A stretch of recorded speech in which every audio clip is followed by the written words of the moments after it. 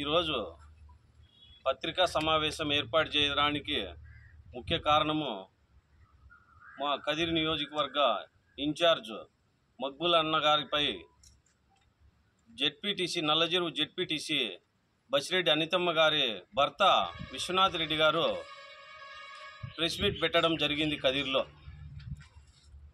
ఆయన 20 లక్షల రూపాయలు టీడీపీ గెలుస్తుందని బెట్టింగ్ వేసి అగ్రిమెంట్ రాసి తర్వాత ఆ అగ్రిమెంట్లో కూడా ఆయన సంతకం పెట్టడం జరిగింది.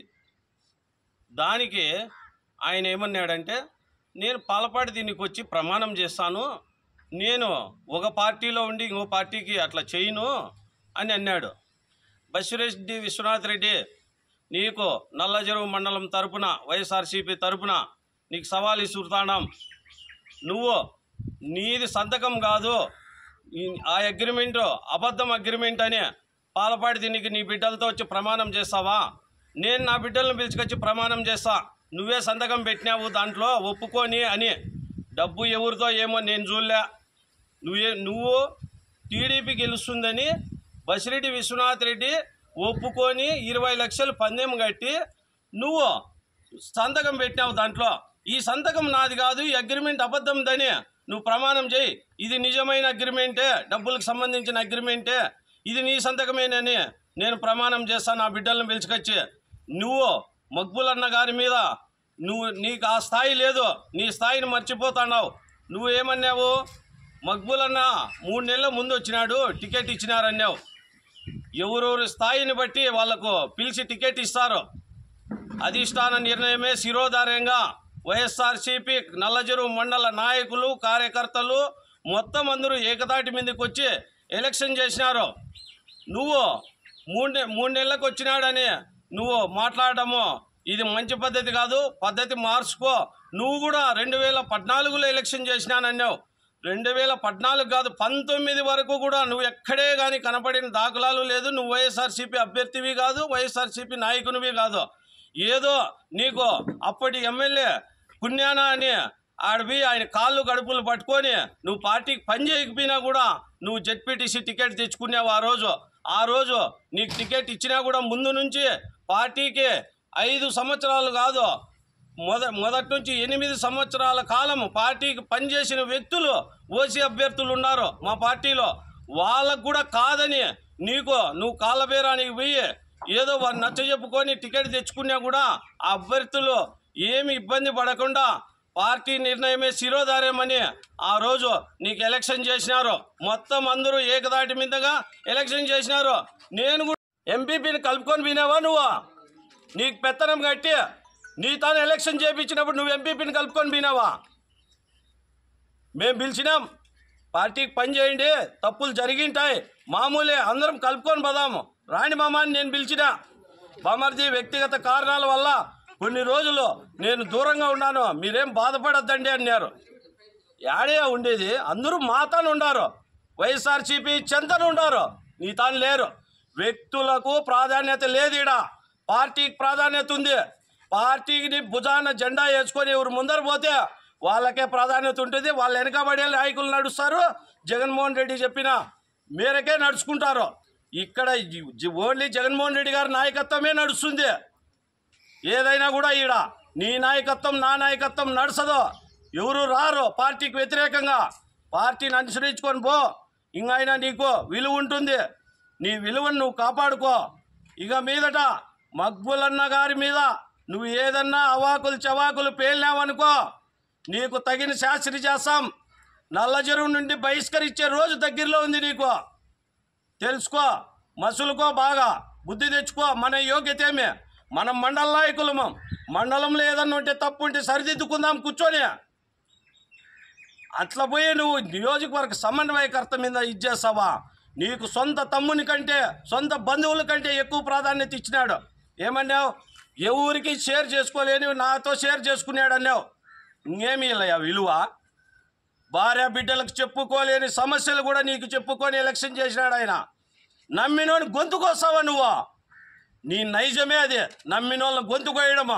చూడు, నీ పర్సనల్ చరిత్ర చదువుతా ఈసారి కానీ ఏందన్నా మాట్లాడినావంటే నువ్వు ఎన్ని కుటుంబాలను మోసం చేసిండేది, ఎన్ని కుటుంబాలను నువ్వు ఇది చేసిండేది అన్నీ చదువుతా. ఇంత పొడవు ఉంది నా దగ్గర, అదే తెలుసుకో. ఇంకనైనా భద్రం మక్బూల్ అన్న గారి మీద ఏదన్నా ఈగ వాళ్తే లేవు చెప్తాడా. జయంతికి పూలారం వేయలేకపోయినావు నువ్వు ఏడే కానీ, ఒక తాను వేయలే కదా నువ్వు పూలారము. అదీగాక నీకు జెడ్పీటీసీ టికెట్ ఇచ్చినా పొద్దు నీకు పార్టీ ఆఫీస్ ఆడుందో కూడా తెలియదు. పార్టీ ఆఫీస్ ఆడన్నా నరసింహారెడ్డి అన్నా అని అడిగినావు నువ్వు. అది ఇది వాస్తవం కాదా? పార్టీ ఆఫీస్ తెలియనోనికి నీకు టికెట్ ఇచ్చినారు. నీ వెనకబడి మేమందరం నడిచినాము. నువ్వు అప్పటికప్పుడు వచ్చినావు నువ్వు కదా. నీకు ఆ స్థాయి ఉంది, జెడ్పీటీసీ టికెట్ ఇచ్చే స్థాయి ఉంది. మీ నాయనకు 12 ఓట్లు పడినాయి మీ ఊర్లో. అట్లాంటివి మానుకో. ఇంకా నువ్వు ఏదన్నా చవాకులు పేలినావు అనుకో వేరే విధంగా ఉంటుంది. వైఎస్ఆర్సీపీ కార్యకర్తలు బుద్ధి చెప్తారు నీకు. 2-3 చెంచాలను పెట్టుకొని పోస్టులు పెట్టేది మానుకో. వాళ్ళకు కూడా భర్తీ పూజ ఉంటుంది. ఏదంటే అది మక్బూల్ అన్న మీద పెడితే చెప్తాడా. ఇదే మా హెచ్చరిక. నల్లజీరు వైఎస్ఆర్సీపీ మండలం తరఫున ఇదే మా హెచ్చరిక. పద్ధతి మానుకో. పార్టీ అభ్యర్థి నువ్వని నీ వెన్నంటుండి నడిచి నీకు ఎలక్షన్ చేసినాం.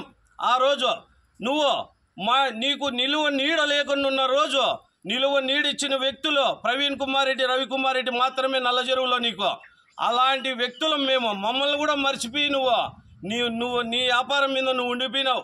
ఇంకో విషయం నీకు సూటిగా అడుగుతాండా. గసాల వ్యాపారం అన్నావు. మేము అలాంటి వ్యక్తులం కాదన్నావు. గసాల వ్యాపారం చేసిండేది నువ్వు మండలానికి కాదు, నియోజకవర్గం జిల్లాకు తెలుసు. నువ్వు ఒకరిని కాళ్ళు గడుపులు పట్టుకొని ఆ గసాల వ్యాపారం నుంచి వచ్చే కేసును మాఫీ చేసుకున్నావు. అదేవిధంగా నీ ఊర్లో ఉండే ఒక వ్యక్తి, ఆ వ్యక్తి పేరు చెప్పకూడదు, బాగుండదు. నీ ఊర్లో ఉండే వ్యక్తి ఒక కదిరిలో ఒక ప్రముఖ హాస్పిటల్ దగ్గర నిన్ను చెప్పుకు తీసుకొని తరుముకోవడం నిజం కాదా అని నేను ప్రశ్నిస్తాండా. నీకు ఆ రోజు నువ్వు వ్యాపారంలో డబ్బులు పంపకంలో ఆ వ్యక్తికి పంపకంలో సరిగా డబ్బులు ఇక నేను వాళ్ళకిచ్చిన వీళ్ళకిచ్చిన ఖర్చుల కింద పోయినాయని ఆ వ్యక్తులకు మోసం చేసింది నిజం కాదా అని అడుగుతాండా. నువ్వు గసాల విషయంలో నాకు ఎటువంటి ప్రమేయము లేదు, నేను ఎక్కడా లాబింగ్ చేయలేదు, నేను వాళ్ళ దగ్గర డబ్బులు తీసుకోలేదు, నేను ఎవరికి డబ్బులు ఇవ్వలేదు, వాళ్ళ డబ్బులు ఎత్తిపోయని నువ్వు పాల్పాడి దీనికి ప్రమాణం చేయి. నువ్వు మగోనివైతే పాల్పాడి దీనికి వచ్చి ప్రమాణం చేయి. నేను ప్రమాణం చేస్తా. నువ్వు దీనికి సిద్ధమా అని సవాల్ ఇసురుతాండా. నువ్వు మక్బూల్ అన్న స్థాయి గురించి మాట్లాడే అంత శక్తి నువ్వు ఉందా? మొత్తం మీద ఇంకో విషయం, నువ్వు మొన్న నైట్ విలేకరుల గ్రూప్లో, కదిరి విలేకరుల గ్రూప్లో ఏమని పెట్టినావయ్యా నువ్వు? మద్యం కుంభకోణంలో కదిరికి చెందిన వైసీపీ కీలక నేత అన్నావు. అంటే నువ్వు పార్టీని భ్రష్టు పట్టించల్లా, వైఎస్ఆర్సీపీని అనగదొక్కల్లా, వైఎస్ఆర్సీపీకి చెడ్డ పేరు తేవాలని కంకణం కట్టుకొని టీడీపీ వ్యక్తులతో కుమ్మక్కయ్యి నువ్వు 1:43 తాగిన మత్తులో నువ్వు చేసిన పని ఇది మంచిదా అని సభాముఖంగా ప్రశ్నిస్తాడా.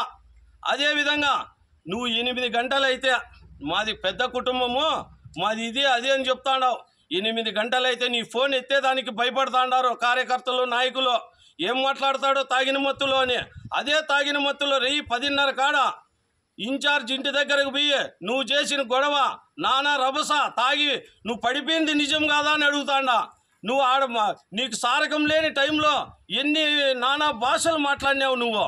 వాళ్ళు మంచి మనుషులు కాబట్టి, మంచి మానవతా దృక్పథంతో మంచి మనుషులు కాబట్టి, మంచి మహనీయుడు కాబట్టి ఆయన ఉన్నీలే నా తమ్ముడు ఏం మాట్లాడినా ఉన్నీలేని నీకు తమ్ముని కంటే ఎక్కువ స్థానం కల్పించి ఆ వ్యక్తి నీకు మంచితనంగా ఇంటికాడ ఇసిపెట్టి రాపోండి అని ఇసిపెట్టి వచ్చినాడు.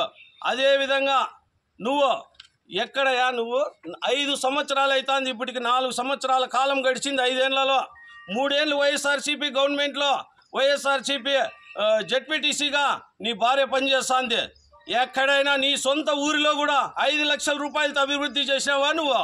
ఎక్కడైనా 1 లక్ష రూపాయలు ఎవరికన్నా కానీ ఎక్కడైనా ఒక ఊరిలో అభివృద్ధికి సహకరించినావా అని అడుగుతాడా నిన్ను. ఎక్కడన్నా జెడ్పీటీసీ అంటే నువ్వు 4 ఏళ్ల కాలంలో కనీసము 4 రెండ్ల 8 కోట్ల రూపాయల వర్కులను తెచ్చి నువ్వు చేయాల. అదేవిధంగా నల్లజెరువులో నువ్వు 10 లక్షలు వర్క్ వచ్చే అది కూడా నువ్వు కనీసం నువ్వు చేయలేక టీడీపీ వారికి దారాదత్తం చేసినావు. ఎక్కడుంది నువ్వు? యాడ్ నుంచి ఉన్నావు నువ్వు? వైఎస్ఆర్సీపీలో నువ్వు వైఎస్ఆర్సీపీలో లేవు, టీడీపీ కోవర్టుగా మారినావు అనే దానికి ఒకటే నిదర్శనం. నాగిరెడ్డిపల్లి దగ్గర ఉండే నీ స్థలంలో ఫ్లెక్సీ మక్బుల్ ఫోటో తీసి టీడీపీ వాళ్ళ ఫ్లెక్సీ కట్టినప్పుడే నువ్వు టీడీపీలో చేరిపినావు. అదే నిదర్శనం నువ్వు టీడీపీ కోవర్టుగా మారినావు అనే దానికి. అదేవిధంగా నువ్వు 6 నెలల కాలం నీ వ్యాపారాల కోసం, నీ గసాల కేసు మాఫీ చేసుకునే దానికోసం, నీ స్థలము హైవేకి పోయినప్పుడు దాని కంపెన్సేషన్ కోసం టీడీపీ వాళ్లకు నువ్వు కోవర్టుగా మారిపోయి, నీ ఫ్రెండ్స్గా చెప్పుకునే వాళ్లకు నువ్వు కోవర్టుగా మారిపోయి టీడీపీలో నువ్వు వైఎస్ఆర్సీపీని గ్రూప్ తగాదాలు పెట్టి వైఎస్ఆర్సీపీని భూస్థాపితం చేయాలని ప్లాన్లు చేయడం ఇది నిజమా కాదా అని అడుగుతాండా. అది నిజం కాదన్నప్పుడు నువ్వు నిఖాసైన వైఎస్ఆర్సీపీ నాయకునివే అయితే ఫ్లెక్సీ తీసి మక్బుల్ అనేది వైఎస్ఆర్సీపీ జగన్మోహన్ రెడ్డి వైఎస్ఆర్సీపీ అధ్యక్షులు జగన్మోహన్ రెడ్డి గారు నిర్ణయించిన అభ్యర్థికే నల్లజెరువు మండలం తరపున మద్దతు ఉంటుంది. 2029లో కానీ 27లో కానీ ఎలక్షన్ వచ్చినా మక్బుల్ అన్నే ఎమ్మెల్యే అభ్యర్థి అని జగన్మోహన్ రెడ్డి గారు ప్రకటించినారు. అదేవిధంగా మొన్న కూడా మాకు కన్వీనర్లందరికీ రీజనల్ కోఆర్డినేటర్ దగ్గర పెద్ద మాకు కూడా చెప్పినారు, మక్బుల్ అన్నకు అందరూ కూడా సహకరించండి, మక్బులే క్యాండిడేట్ అని చెప్పినారు. మక్బుల్ అన్నే వైఎస్ఆర్సీపీ అభ్యర్థి. నువ్వు 6,000తో ఓడిపోయినాము, 60,000తో ఓడిపోతాడు ఈసారి అన్నావు. నీ స్థాయి అది కాదు. మీ నాయన తెలుగుదేశం తరపున వార్డు మెంబర్గా నిలబడిన రోజు మీ నాయనకు 12 ఓట్లు పడినాయి. అదే తిరుపతి రెడ్డి గోరింట్లపల్లిలో మీ నాయన మీద గెలిచినాడు. మీ పుట్టుకే టీడీపీ పుట్టుక. నువ్వేదో టికెట్ కోసం అక్కడ వాళ్ళు ప్రసన్నం చేసుకోవడానికి కోసం, ఇంకోటి నువ్వు నీ వ్యాపారాల కోసం, నీ గసగసాల కేసు కోసం నువ్వు ఈరోజు టీడీపీ కోవర్టుగా ఒక లాయర్ ద్వారా నువ్వు అన్ని ఏర్పాట్లు చేసుకొని మక్బుల్ అన్న మీద ప్రెస్ మీట్ పెడితే ఇట్లా చెడ్డ పేరు చేస్తే చేర్చుకుంటారని నువ్వు ఇటువంటి వైఎస్ఆర్సీపీ నియోజకవర్గ సమన్వయకర్త మీద నువ్వు ప్రెస్ మీట్లు పెట్టావు. మానుకో ఇంకనైనా. నిన్ను నల్లజెరువు మండలం నుంచి బహిష్కరించే రోజు దగ్గరకు వస్తుంది. అసలు నీకు నల్లజెరువు పంచాయతీలోనే రోడ్డు కానుకొని ఉండే దేవరింటిపల్లిలోనే మా ఊరి గడప గడపకు వచ్చినావా? రాలే. సిద్ధారెడ్డి నీకు టికెట్ ఇస్తే సిద్ధారెడ్డి సార్కు నువ్వు సహకరించినావా? నువ్వు ఎవరు తల్లి పాలు తాగి తల్లి రొమ్ము గుద్దే రకం, నీకు సాయం చేసిన వ్యక్తులందరినీ అనగదొక్కే రకం, వాళ్ళ మీద తొక్కుకుంటూ పోయి నువ్వు రాజకీయం చేసి నువ్వేందో కావాలని ఆశతో ఉండవు. నిలిపేయి. ఇంకైనా మానుకో. నువ్వు వైఎస్ఆర్సీపీ కార్యకర్తలను మాకో లొసుగులు పెట్టాలనుకోవద్దు. నీ పక్కనుండే వాళ్ళు కూడా వైఎస్ఆర్సీపీ అభిమానులే. నీ తాను నువ్వు ఎక్కడ పోయినా నీ తాను వస్తారనేది అబద్ధం. వాళ్ళని కూడా కలుపుకొని పోతాం. వాళ్ళలో మాకు లొసుగులు ఉంటే ఏమన్నా సరిదిద్దుకుంటాం. మండలంలో ఎవరైనా రాకుండా పోయింటే కూడా వాళ్ళను మేము సక్రమమైన పద్ధతిలో పోయి అందరినీ కలుపుకొని పోతాం. ఇంకోటి ఏం చెప్పినావు? నల్లజెరువులో విస్తృత స్థాయి సమావేశం జరిగింది. ఎవరే కానీ ఎంపీటీసీలు రాలే, సర్పంచులు రాలే, ఎవరు విలువైన లీడర్లే లేరన్నావు. చూడు, 1000 మందితో ప్రెస్ మీట్ పెడతా. నీ స్థాయి ఏమి? వైఎస్ఆర్సీపీ స్థాయి ఏమి? నా రేంజ్ కాదు. నేనున్నా ఈ స్థానంలో, ఇంకొకరున్నా వైఎస్ఆర్సీపీ బలం అది. నల్లజెరువులో 1000 మందితో పెడతాం వైఎస్ఆర్సీపీ ప్రెస్ మీట్ కానీ ఏదన్నా కానీ. అందరూ వచ్చినారు. ఎవరు రాలే? ఎంపీటీసీలో అందరూ వచ్చినారు. ఒక ఎంపీటీసీ వ్యక్తిగత కారణాల వల్ల రాలేకపోయినాడు. 5 మంది ఎంపీటీసీలు వచ్చినారు. ఎంపీపీ రాలేదన్నావు. సర్పంచులు కూడా వచ్చినారు. ఎవరు? నీ దగ్గరుండే నీ వ్యక్తి రాలే. నువ్వు సహాయం చేసినావనే కారణంతో నీ దగ్గరుండే నీ ఊరు సర్పంచ్ రాలే. మిగతా వాళ్ళందరూ వస్తున్నారు. చెప్పినావు, ఏమన్నావు? పిలుపు లేదు కొంతమందికి అన్నావు. మేము కలుపుకుంటాం, మేము చేసుకుంటాం. నువ్వు వైఎస్ఆర్సీపీకి నువ్వు పని చేయడంలే. సంవత్సరం నుంచి నువ్వు చెడదెంగేదానికే ప్రయత్నం చేస్తాండావు. నీ వ్యక్తిగతాలకు, నీ గసాల కేసులకు గనా నువ్వు అవన్నీ మానుకొని నువ్వు ఇది చూడు. ఎంపీటీసీలు సర్పంచులు అందరూ నీకేమన్నా అట్లుంటే ఎంపీటీసీలు సర్పంచులను నువ్వు ఏదన్నా కానీ పార్టీకి వ్యతిరేకంగా పనిచేస్తాము రాండి అని పిలిచి వస్తారేమో.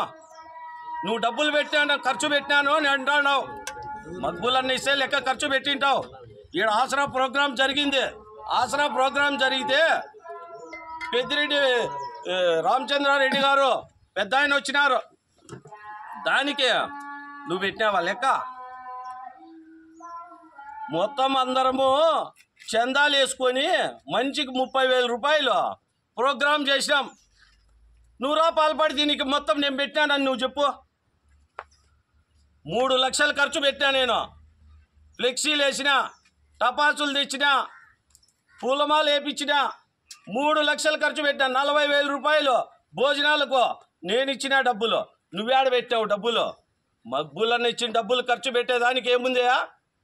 3 కోట్ల రూపాయలు డబ్బులు నీకు ఇస్తే నువ్వు ఏం చేసినావు?